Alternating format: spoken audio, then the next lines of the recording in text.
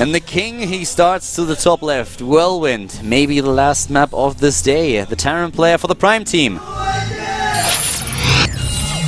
MarineKing Prime. A lot of vocal fans here in the studio really want him to get out of the group. Oh yeah, they really do.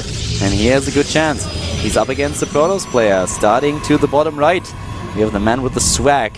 Baby Bye Bye, Sangho, Killer, aka MVP Swagger.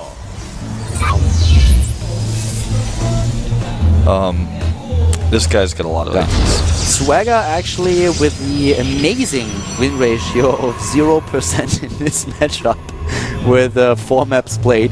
He played against 2 opponents. He played against Ryung and he played against Keen. Both of those games were best of 3s and he lost both of them without taking even a single map. And one of these matches actually happened in the Season 2 Challenger League in the second round, where he lost to Keen without taking one of these maps. That's why he's here in the first place.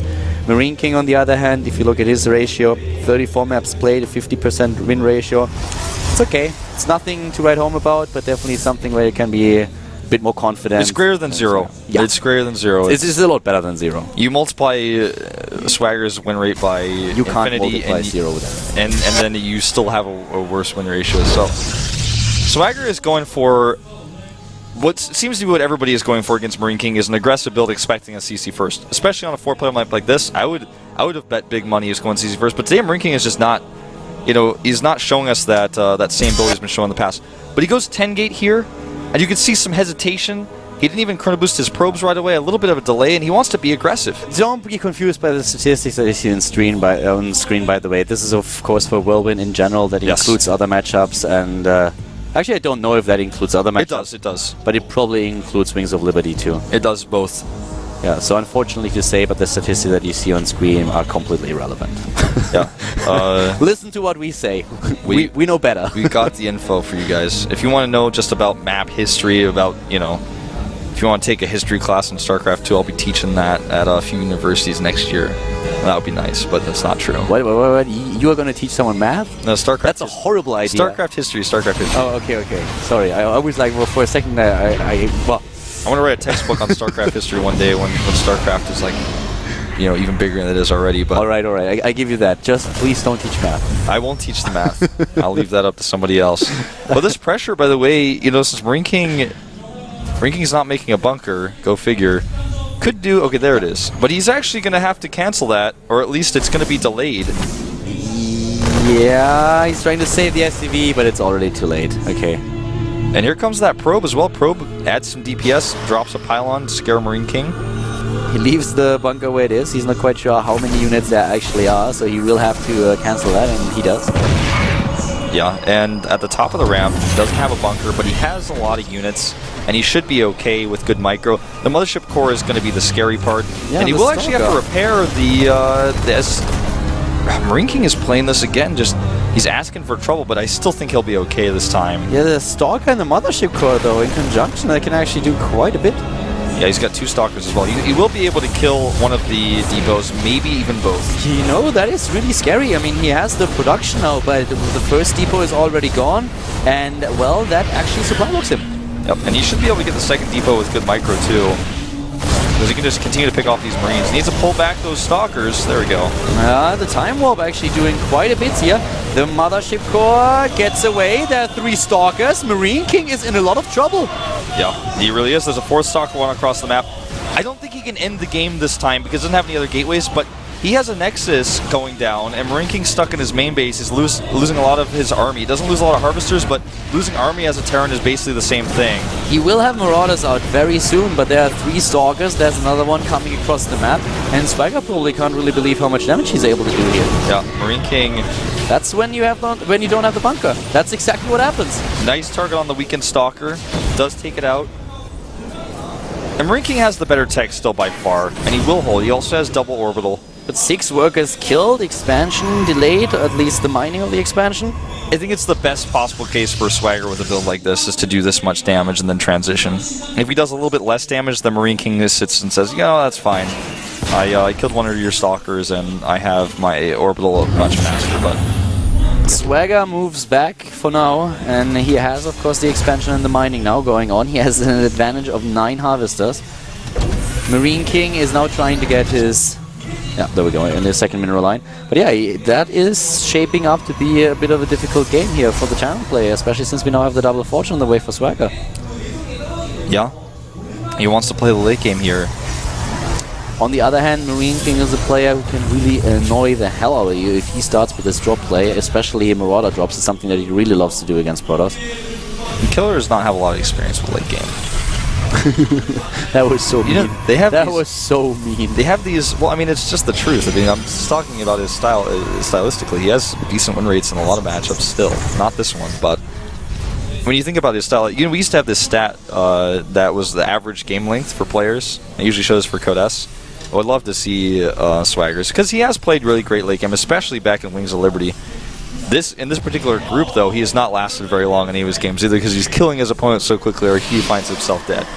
Global Bay is now on the way. We don't see those forges used just yet. That will happen in a few seconds. And there we go. And let's see how MarineKing is going to play this out. He's going into additional Marauders right now. Pretty Marauder heavy. And with the Medivacs on the board, he can, of course, immediately then start to drop. He has a pretty good army out there. He's trying to scout what exactly is happening, if there's more aggression coming of Swagger. But with the Medivacs, I would definitely expect him to go for a bit more drop aggression. Yeah, even with the Mothership Core out here, it doesn't have as much energy as it would normally because he used it for the Time Warp earlier. It's very low on hit points, so it could be sniped. Just trying to give Swagger a taste of his own medicine. Yeah, that's of course a little bit unfortunate that he's immediately spotted with the Observer here. A few more gates being added.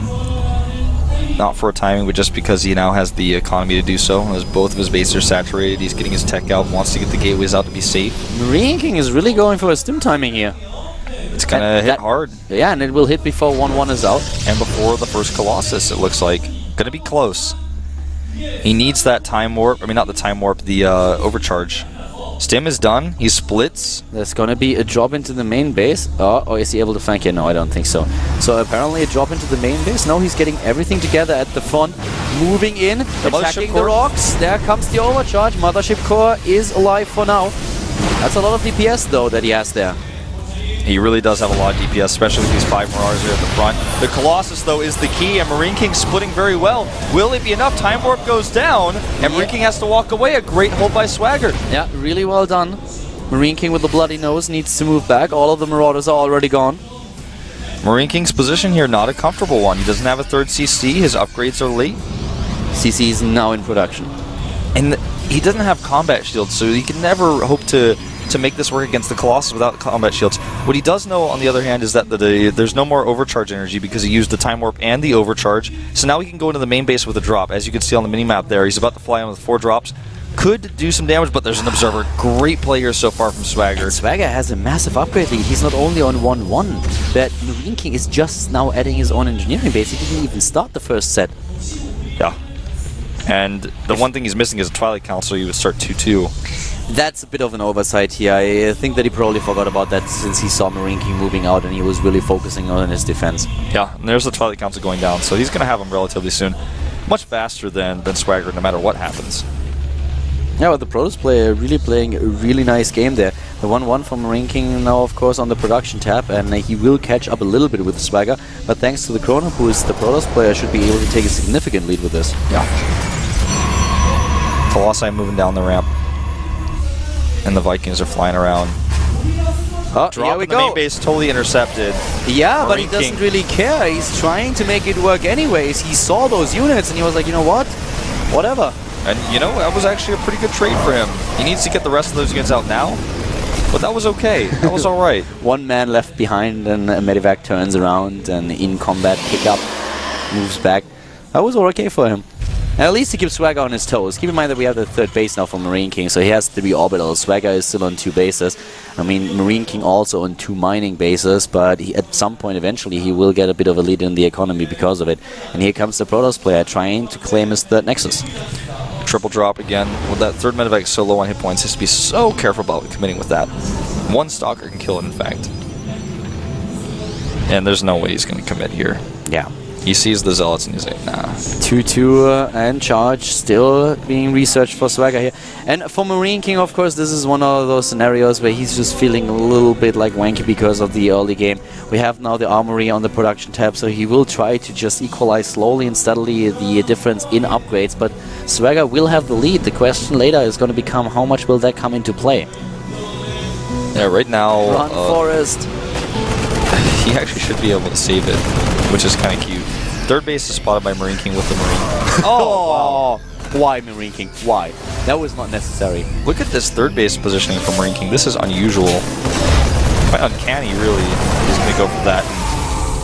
And it's spotted, so it doesn't actually trick or do anything sneaky. +2 immediately started once the Armory is done. Yeah. 9 Vikings. But 5 Colossi already. I have to say, MarineKing was looking a little bit rocky when it came to being behind in upgrades, but the pressure he's done and his army size that he has built is going to allow him to do a lot of damage right now. He also has the Viking count to do some serious damage to the Colossi. There's not a whole lot of Stalkers. There's only 4 Stalkers. He can actually just target, and he's going to do just that. Yeah, takes this down is the great first for one. MarineKing. He's going to get a second one for sure as well. He's kiting against the Zealots. This is a great trade for MarineKing. Just needs to make sure he can micro his units correctly. The Colossi on the chase. But he didn't really right-click on those units, so the Vikings don't do anything at the bottom. He can take down most of the ground army on the other hand, but the real problem was really losing those Vikings without killing more Colossi. You're absolutely He could have done right. more than that. You're absolutely right. He could have done a lot more, but still, he takes a supply lead here, and this is now he's basically evened up the game. The holes in his play that he had before, he's kind of filled them. There's still one big problem though, and that's the upgrades. Exactly. He's getting shields right now instead of attack, interestingly enough. But even still, going to be a good position here for Swagger once he gets those out. Blink is on the way. Factory's gone. No more starports. MarineKing has a pretty good economy on those 3 bases. He has a really good saturation. He's making those mules work for him. And Swagger, of course, 17 minutes in the game. Now with the transition into the Storm tech, into the Templar tech that he's on 3 bases, he can definitely afford this. But MarineKing, well, he has the supply lead, as we mentioned already earlier. So it's definitely not like he's in a position where he has victory close to him, but he can come back. Yeah. He holds the watchtower, gives him a little bit of extra vision. MarineKing cutting some corners. With no Ghost Academy here, he's really banking on Swagger committing to the Colossi a little bit longer and trying to defend with those, thinking that MarineKing might do a big pressure attack or an SCV pull. And he's also cut out sensor towers and bunkers at his bases, so Zealot run-bys might be a problem. And, you know, I really like this. I love it. This is so desperate, but and sometimes you just need something like this. I don't think it's desperate. I think it's something that a lot of Terran players should actually do. This is something that is completely neglected. Just shifting one of your orbitals once the mineral line in the main base is gone. I actually think this is the main reason why he built that command center to the top right. I think you're right, and there's no other. You're absolutely right about that. There's no question in my mind. And he's going to get so much more mineral saturation out of this base now.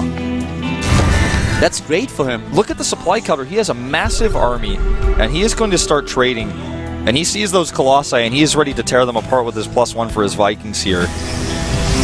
It's such a cute move that he shows here. And once again, we have the Vikings moving in. Here comes the rest of the army. MarineKing is going for it. He is the aggressor. He is trying to look for a good angle. SCV pull.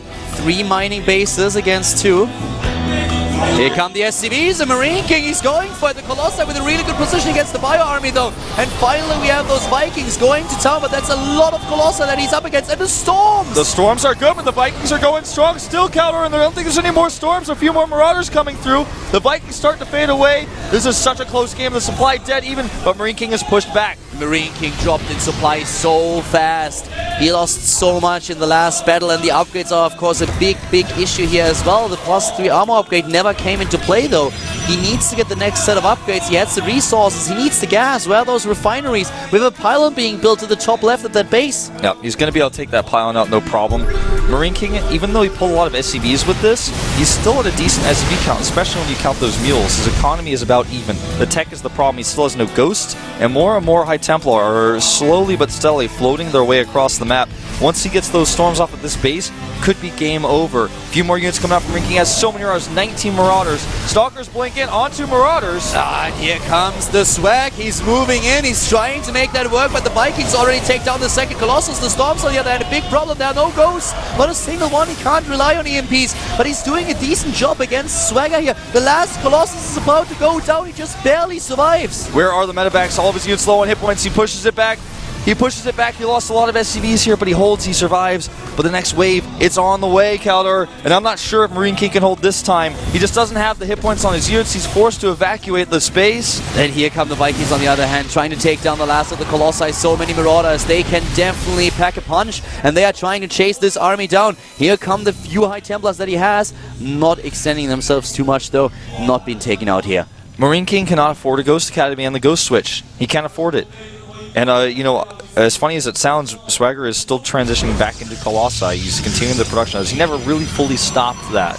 You know, one of the things that Polt is actually doing is not getting ghosts at all, because he says, like, I'm just gonna trade Marines and Marauders the entire time. I will have the superior production, and your units cost a lot of money, while especially my Marines are really cheap, so I don't mind losing a few.